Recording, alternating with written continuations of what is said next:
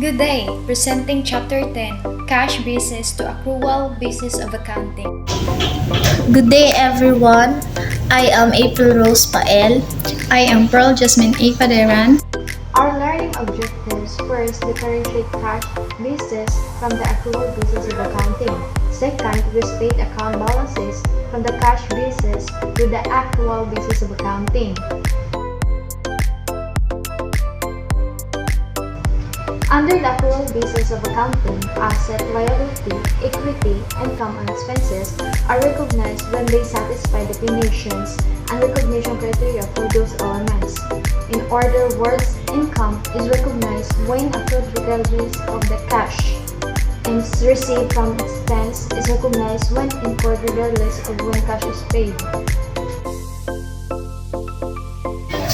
Under the cash basis of accounting, income is recognized only when cash is received and expense is recognized only when cash is paid. When applied in practice, the cash basis of accounting is often modified as follows. A. Cash basis is recognized for short-term items such as accounts receivable, inventory, and receipts and payments of income and expenses.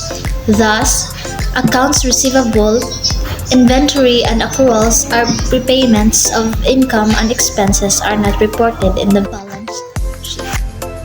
Letter B. Accrual basis is used for long-term items such as PPE and long-term debts.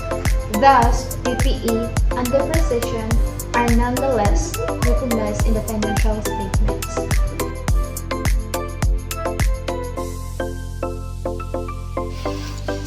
Example, Illustration 1 on sales. Cash sales gross 500,000, trade accounts receivable beginning 600,000, trade accounts receivable end 430,000, trade notes receivable increased by 300,000, collections on receivables including recoveries 1 million, sales returns and discounts inclusive of 5,000 payments to customers 20,000, write-offs of account receivable 10,000, recoveries of accounts receivable written off 4,000. Requirements: compute for the net sales under the accrual basis and cash basis of accounting respectively. So on accrual basis, we will make the accounts entitled trade accounts and notes receivable.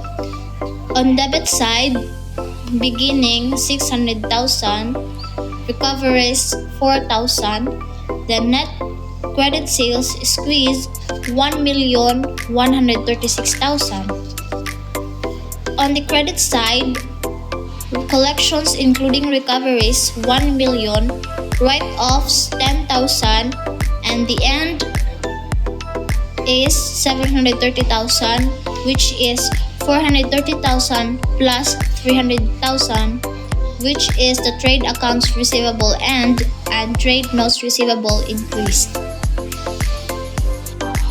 For the net credit sales 1,136,000, net cash sales 500,000, gross cash sales minus 5,000 sales return equal to 495,000. The net sales under accrual basis on 1,631,000. For the cash basis, net cash sales 500,000, gross cash sales minus 500,000 sales return equal to 495,000. Collections on receivables 1 million.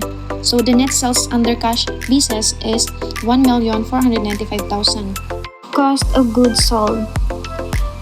For accrual basis purchases adjusted for changes in beginning and ending inventories.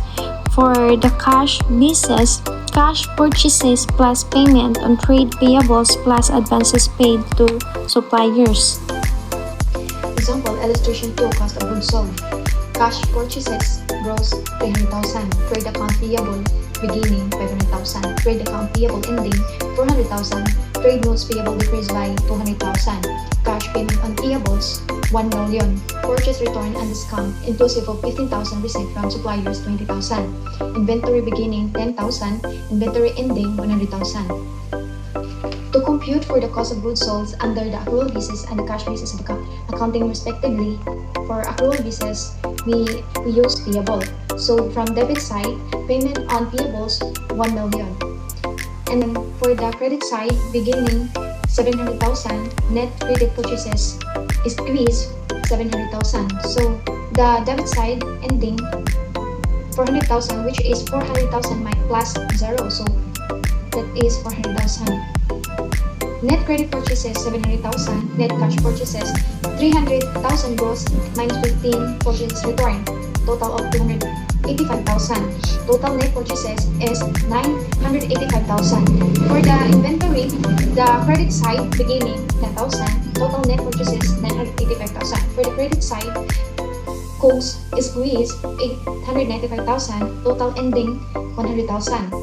So for cash basis, net cash purchases 300,000 gross minus 15,000 purchase return, which is 285,000. Cash payments on payables 1 million. COGS under cash basis is 1,285,000. Other items of income. For the accrual basis, include all items earned whether collected or not. For the cash basis, include only those that are collected. Example, illustration 3, other items of income. For ABC Corporation, accrued rent income on January 1, 400,000. Accrued rent income December 31, 200,000. Unearned rent January 1, 300,000. Unearned rent December 500,000. Collection of rent 1 million. So to compute the rent income under cash basis and accrual basis of accounting, the requirement is rent income under cash basis. So we use the title of accrued rent and unearned rent. So from debit side, on January 1, accrued rent 400,000, rent income under accrual basis is fees 600,000.